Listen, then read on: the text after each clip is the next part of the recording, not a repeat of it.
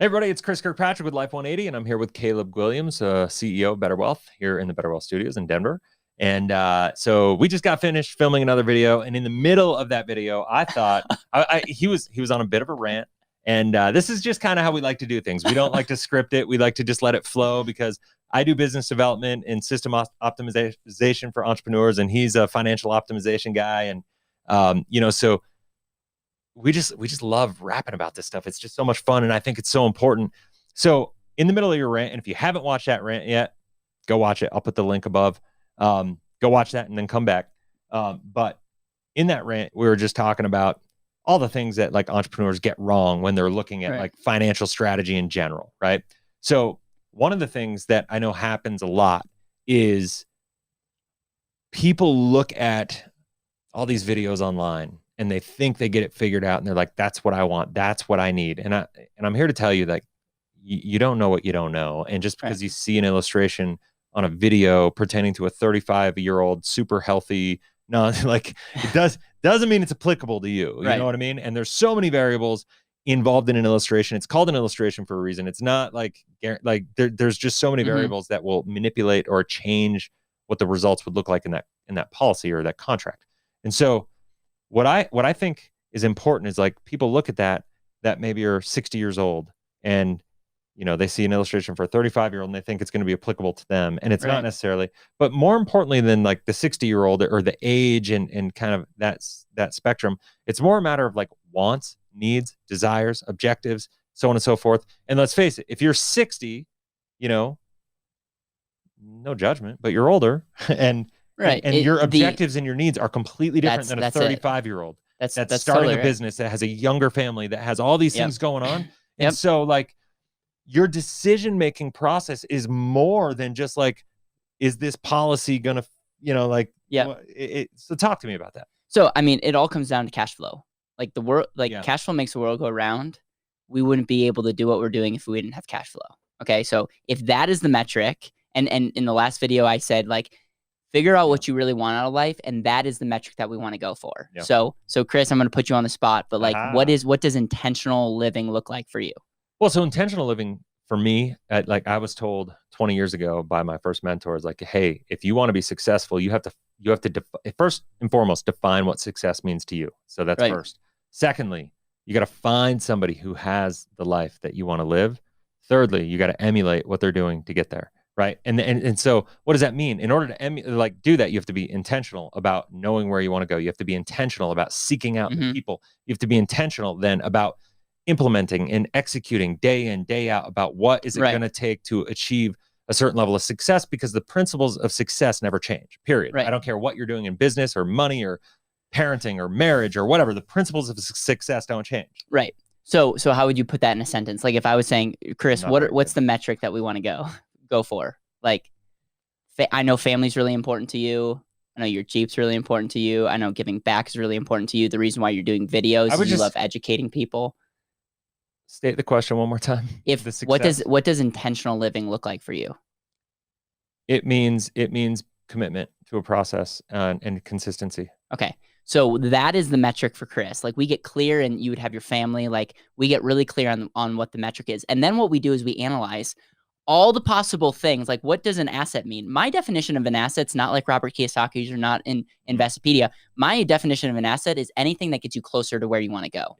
Okay. That might be a little bit wishy-washy, but at the end of the day, an asset, it could be a business, it could be a person, it could be investing in yourself, it could be real estate, it could be the stock market, it could be an annuity, it could be life insurance. It's getting you anything closer to where you want to go. I mean, that's right. Absolutely. So here's the secret to that question is then we ask, what is the outcome that you're looking for? Okay. Now hear me out here. So if you're thinking about a mountain, what's the goal of climbing a mountain?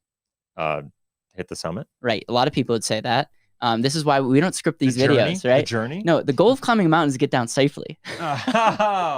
No journey. Well, I don't want to be on top of the mountain and not be able to get down. Pick? Well, you still want to get down safely. I guess that's true. So here's the crisis that we have right now in America and in the world is people are literally dying coming down the mountain of quote unquote retirement of life. And it's not necessarily a growth problem. It's not a rate of return problem. It's a cash flow problem. So here's what I would say is we get really clear on where you want to go. Okay. We identify what an asset is, and then we ask the question, what outcome are you looking for? And at the end of the day, it's going to look something like cash flow. Mm-hmm. It's like, I want to have enough cash flow to live this type of lifestyle, as a result, to be more intentional. And then we can ask a couple more questions, get real clear on, what are you good at? What do you like doing? Yeah. And so if you're just starting off, Mm-hmm. what is the best way to create cash flow and invest and save in a way to increase that cash flow over time? Yeah. Okay. It could be a business. Quite frankly, for a lot of people watching this, we got to focus on your business, right? Sure. The world, though, not going to business, because business could be super risky. So it depends on who you're talking to. Sure. If I'm talking to a bunch of real estate investors, it could be like, okay, how do we optimize what you're currently doing? What's the best way to take your money right now and create cash flow? Some people would say real estate. For me, it's definitely business, but that doesn't mean everyone Right it's or for wrong. business. Yeah. So for sure. With people that are nearing retirement, that are in their 50s and 60s, we can get all like we can talk about business and real estate, but the reality is we have to look at their assets and what type of investments their assets are in, and then ask the question, what is the most efficient way to translate that into cash flow? So, okay. Break that down. No, this is great. So I have a unique understanding of all this stuff. So like it brings my brain to a completely different place. So hopefully we can keep this on topic. Most people that subscribe to the traditional methodologies of investing, right? Like, let's say they go to Smith Barney and they work with a broker or an advisor there, right? So most people, so I'll start this way. Most people think about investing as savings, even though it's investing, but they're putting their money away and they're just giving up control of it and they're letting it go and they're accumulating, right? Like the United States specifically, most of the world has an accumulation model for investing. They're not a cash flow right model, which is what we subscribe to, right? So the challenge, and I think where the real problem occurs, is that you spend your whole life focusing on accumulation, and focusing on all the rules for accumulation, even though a lot of those rules are incorrect anyway. That's another video. Like a lot of those rules and assumptions are just wrong. Like, but let's just say they're right, even if they were 100% right. Let's say you get 8% every year. Let's just say you get 8% every year. You never have a down year. Blah blah blah blah blah. Like you get to retirement, all the rules change. Like it goes from accumulation to distribution, and then the whole game changes. And your risk tolerance and the order of returns, the sequence of returns, all these different variables of things that you've never had to think about, that your advisor doesn't have to think like. And all the strategies, you might find yourself like being stuck. Like, because now you wait and let's say you pile up this big stack of money, and it's awesome for you. You're feeling really good. But then you go, ooh, like RMDs start kicking in. And like, I got to start dealing with all these different things about my money. And you have like a year to deal with it. You know what I mean? And so now what happens is you have to you save your whole life. You think you're in a good position. You don't realize how exposed you are in the process. And then you find yourself having to make a reactive decision to do something on the distribution phase of your life.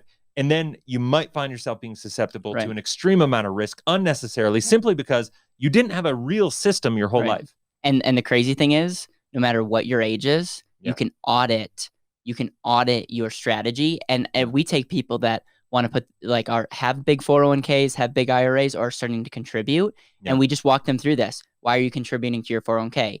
To grow it so that I can have a retirement. Okay. I'm not going to say that's a bad strategy, but then we educate them on that and say, if that's a strategy, if accumulation to take out money in the future if that's your strategy, if we could help you be more efficient in that by maybe creating a volatility buffer, by maybe creating different tax efficiencies. Like there's so many things that can give you options. You might be able to create a covered pension just by understanding 10, 15 years ahead of time and just we're not changing you investing in your 401k, but we might just say like, how can we make that better? So I think the purpose of this is outcome. Like the word outcome should be ringing in everyone's brain here, because what outcome do you really want?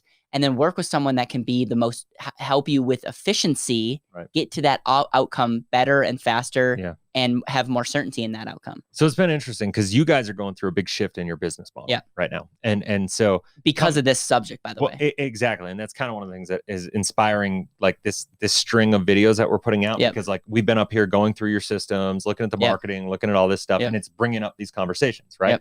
And so I love it because I love the financial stuff, you know, like it's a passion of mine in the first place. And hopefully you could tell that, but like, I think it's important. And what I want to encourage everybody to do is like really take a step back. And I know it's hard because it's a really emotional thing. It's a really personal thing. And it's a really scary thing for people with their money. When you don't really fully understand it, it's because, like, let's face it, there's not much more important to life than like your financial stability. Like it is what it is. And so what I would encourage you to do, though, even with all that, is take a step back and take a breath, reach out to somebody. If you want it to be these guys, they'll talk to you, they'll help you. Like, but talk to somebody you trust, who's an expert that can help you, that you're willing to be vulnerable enough to let them know where you want to go, but also let them know that you don't have the answers. Like, you think you have some ideas, but come in with an open mind. That's what I would encourage. Like, have an open mind, because if you do, you're going to go on a journey that's going to give you a lot more opportunity and a lot more clarity and a lot more comfort and a lot more peace of mind. And you're going to find yourself much more empowered. I don't care where you are in life. There's always an opportunity to put yourself in a better position. And like right now, going into 2021 here at the beginning of 2020, I'm a big believer. We're coming into some really, really hard times. And one of the reasons I'm really passionate about this is, like, it's kind of like, you know what, or get off the pot right now.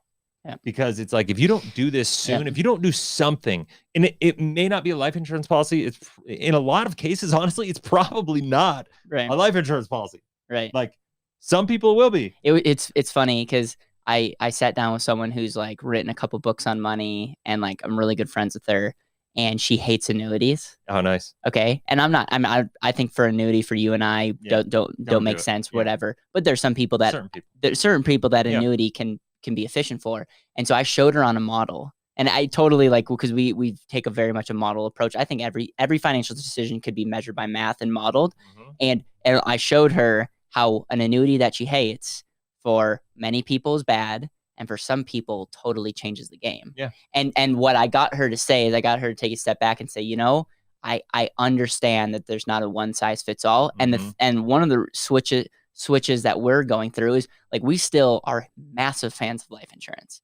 I think it's one of the cornerstone assets for a lot of people that it makes sense for. But one of the things that we're making a shift in is, when people would come to us, we would be the people that would we would say, oh, what do you want to accomplish? But we would kind of be pushing our own agenda on the outcome that we wanted. I.e. what the outcome you should want. And now we're just really trying to take a step back and saying, Chris, or whoever's coming to us, what do you really want? And it might sound dumb, and we will clarify. We'll say, okay, you want to get a good rate of return. Why do you want to get a good rate of return? Like, we'll clarify, but at the end of the day, I'm not going to push my outcome on you. I'm going to try to take what you told me and try to accomplish it better. And that has changed the game. And you probably can tell by our team. That's why we now have clients in all 50 states. And by the way, no matter what industry you are, majority of you guys are watching are entrepreneurs. If you take that mindset to your business, your business will double. Your business will triple, especially if you can tap into some marketing strategies. Because if you can say, listen, we exist to help people come to us, whether it's virtually or in person, and like, we want to serve you, it's going to show up in every area of your life. Amen. I love it. So that's awesome. Words of wisdom from Caleb. So no, that's great. Is there anything else? I mean, like, I appreciate you so much. And you too, man. I also, like, and I say this sincerely, if you're watching, because I know a lot of you guys watch his videos and you're not subscribed, like, we're doing some really cool things. Like, we are going to up our game across the content. We spent hours today, like, looking at YouTube and figuring out how we can be more effective. And so if you are at all interested in following Chris's journey into helping people literally launch and advance and optimize their lives, their marriages, their money, like, I would just ask you, subscribe, hit the bell button, leave a comment. We want to hear from you. I believe you do your best to reply to every single I comment. do. I'm not perfect. This guy's a beast. But I literally, yeah, if there's a comment in there and I haven't responded, just like reply to your own comment so it like refreshes for me. But like if there's 500 comments made, I'll reply to 490 of them. Right. Like, And it's a lot. so yeah, I mean, it's one of the things that I'm really grateful that you accepted my call a couple of years ago. I see the example that you're living. And man, I'm excited. I'm excited to live life and serve people and create content that are getting people to think differently. We live in a really exciting time, and there's a lot of negativity out there. Yep. My hope is that this has been an encouragement, and so that's it. Yeah. All right, man. Yeah, we always look to uplift people no matter what, because the world needs more of that right now. So, all right, guys, go out, have a blessed, inspirational day. Can't wait to see you on the next video. See ya.